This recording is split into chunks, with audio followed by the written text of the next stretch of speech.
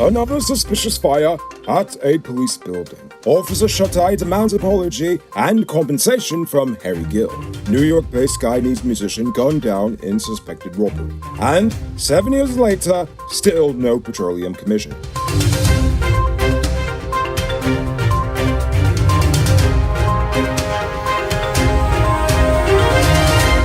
I am Noriko Bolford, and this is Uncut News. Do you see news happening? Send us a tip on WhatsApp at 592-659-6151. Quick action by members of the Guyana Police Force averted another major fire, this time at the narcotics branch in Ivleri.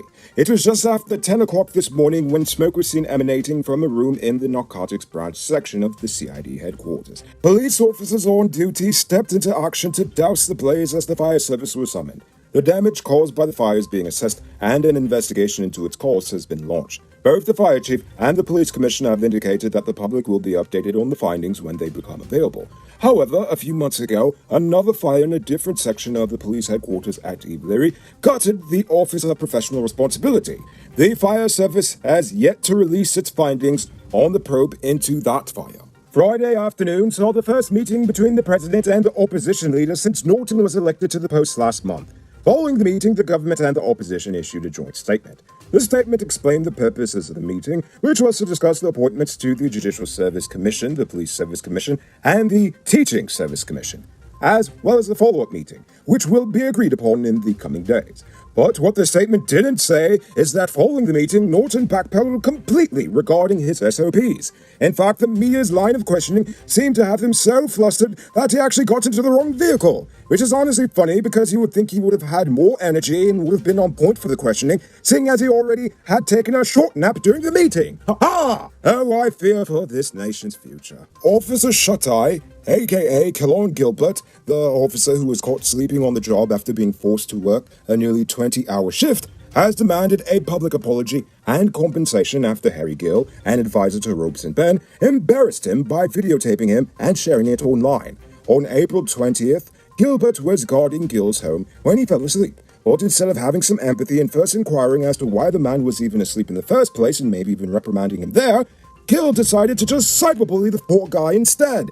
The officer's lawyer contends that the video opened up the private citizen to public ridicule for a situation that's not really his fault. The lawyer has since set May 28th as the deadline for Gill to provide both an apology and financial compensation, and has since cautioned that failure to act could result in legal proceedings being filed against Gill. Yeah, hit him with that cyberbullying charge. If we gotta feel it, they gotta feel it too. Now it's time to tell you about the Best Buy's car of the day. Currently on sale, this is 2015 Audi A3. It comes with Bluetooth, mag rims, new tires, TV, CD, stereo fog lamps, electronic parking brake, back camera, and much, much more. Buy cash for $5 million, or pay as low as $1 million down with around $90,000 monthly, and it's yours. Call or WhatsApp 662-0844 for more info, or visit the showrooms at Lot 171 Peter Road, Queenstown, or Lot 2 La Marche, and tell Nico sent you for this sweet deal. The government has drafted new legislation which could see tougher laws against drunk drivers and business owners who continue to sell alcohol to persons who are obviously drunk. The proposed bill seeks to amend the Intoxicating Liquor Licensing Act to also prohibit businesses from serving alcohol to any drivers. Additionally, the proposed legislation will also seek to increase the fines for breach of these duties by the license holder from $2,000 to $100,000 for a first offense and from $5,000 to $200,000 for a second offense. They are also considering making killing someone in a drunk driving situation a mandatory manslaughter charge. To that I say, wonderful. You already know how I feel about alcoholism and drunk driving. But, in fact, I will take it to the next level. I should say that on the second offense, they should have their license suspended, and on the third one, you should have your license revoked permanently, and you should be put into alcoholism therapy or some sort of counseling, because seriously, you have a serious addiction if you have 3 DUIs, I'm just saying. The body of 29-year-old Kevin France has been recovered. The ex-policeman went missing when the boat in which he was traveling capsized into the Kanji River on Sunday. France, along with 4 others, were headed to Banib along the Kanji River to check on cattle belonging to businessmen.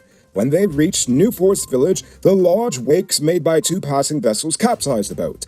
The other men managed to swim ashore, but France did not make it. The Ministry of Education is calling on all untrained teachers in the system to enroll in the Cyril Potter College of Education now or face possible termination. As part of its 2022 work program, the Education Ministry announced last December that it is looking to have all teachers across the country trained. Education Minister Priya Manichan promised an expansion of the only teacher training college in the country, which had never seen more than 535 students accepted annually. Well, this year, with teaching now online, there are some 2,500 teachers currently training, meaning that the school will see the highest number of trained teachers graduating in a single year in the next 4 years. For the best crotch in Guyana, wait, that should read, for all size of clutch disc and pressure plates for heavy-duty trucks in Guyana, check out Powered Automotive. Get this and other high-quality truck parts at the lowest prices. Visit them at Lot 1161 E. Eccles or call them on telephone number 697-0171. Save big on truck parts at Powered Automotive, the #1 heavy-duty truck parts store in Guyana. Sad news coming from the diaspora today, as New York-based Guyanese musician Kurt C.J. Johnson was gunned down early Sunday morning while leaving a party in New Jersey. It is suspected that robbery might have been a motive, and reports say he was shot at least 7 times. Many Guyanese entertainers have since expressed their shock and sympathy, remembering C.J. as a lover of good music and a great performer. C.J. was listed among the group of Guyanese singers to perform at the Guyana Day celebrations in New York in August. He migrated to the US in 2002 and got into the music industry almost immediately after launching his own record company. Now for today's oil update. CGX says it's too soon to say whether the company regards the Kawa well in the quarantine block as commercial. While they had great results, they still need more information to pronounce further. CGX had previously said that it never intended to keep the Kawa well active following completion of its drilling campaign.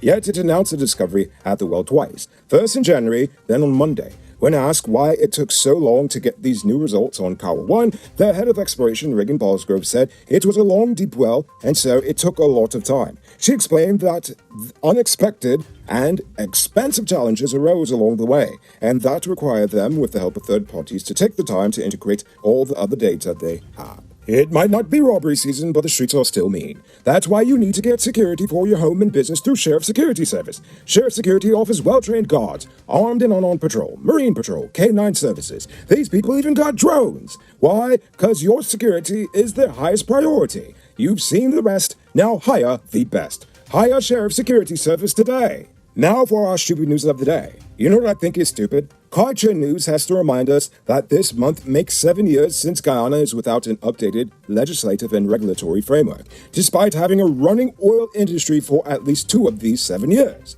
One of the regulations that remains in limbo is the Petroleum Commission Bill, which would require the appointment of an independent body which would hold responsibility for monitoring and enforcing Guyana's modernized petroleum laws, policies, and oil agreements. The body is also intended to ensure oil companies comply with health, safety, and environmental standards as well. The PPP also realized the importance of the Petroleum Commission Bill, which is why the president promised to pass the bill originally. But here we are, some 21 months later, and nothing of the such has happened. In fact, the government went the opposite way and awarded itself full powers over the oil money with the passage of the Natural Resources Fund Act in December of last year.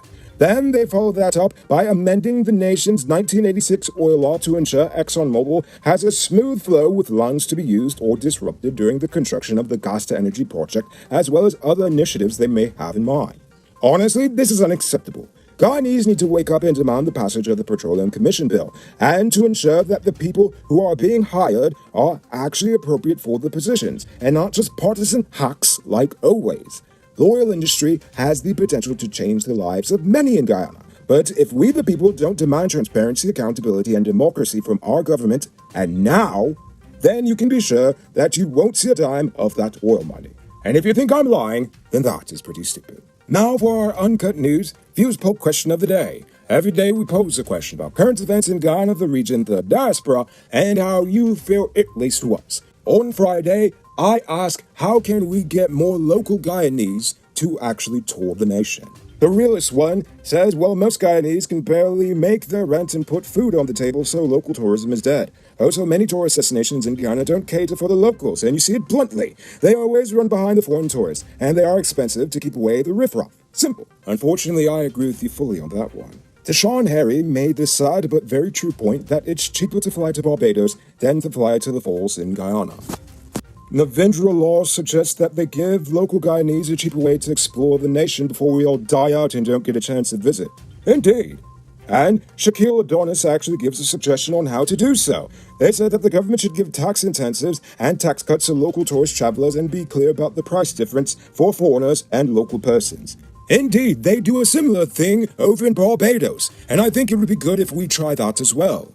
And finally, Barefoot Wanderer also gave some suggestions on what they should do to improve the tourism product. First, by firing the Minister of Tourism to have local price and tourist price at visitor attractions. The government needs to take the money they've allocated to build not a car park shed for themselves and spend the needed funds on building proper sheds at tourist sites. I like that idea, including at the waterfalls, where doable, maintain the stadiums, parks, and add a splash of beauty around Georgetown. Build a proper updated museum. Indeed, we should have many museums, in fact. Clean up the markets. Coming from someone living abroad, Guyana is amazingly diverse with so much to explore, yet it's taken for granted. Politicians fail terribly at advocating for Guyana to be enjoyed by Guyanese.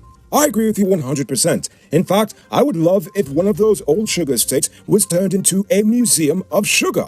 Make the old Georgetown City Hall building into a History of Georgetown Museum, and then make the Parliament into a general Guyanese history museum.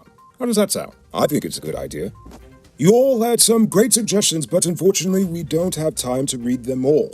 So, before we get to tonight's question, you can multiply your cash by selling Digicel Top Up. This is a legit way you can earn some extra money at your business or to supplement your current hustle. Become a top up vendor quick and easy by linking with Cellular Plus. Call them on telephone number 685-3109 for more info. Now for tonight's question. It seems like the government is finally doing something about drunk driving in this nation. Do you feel that the laws are enough, or are there more things they should do? I want you to think about that question. Tell us in the comments below. If your response is good enough, we just might feature it in our next episode. Anyway, that's all the time we have for tonight, and check us out tomorrow for another. Until then, I'm Rico Bulford saying good night, folks.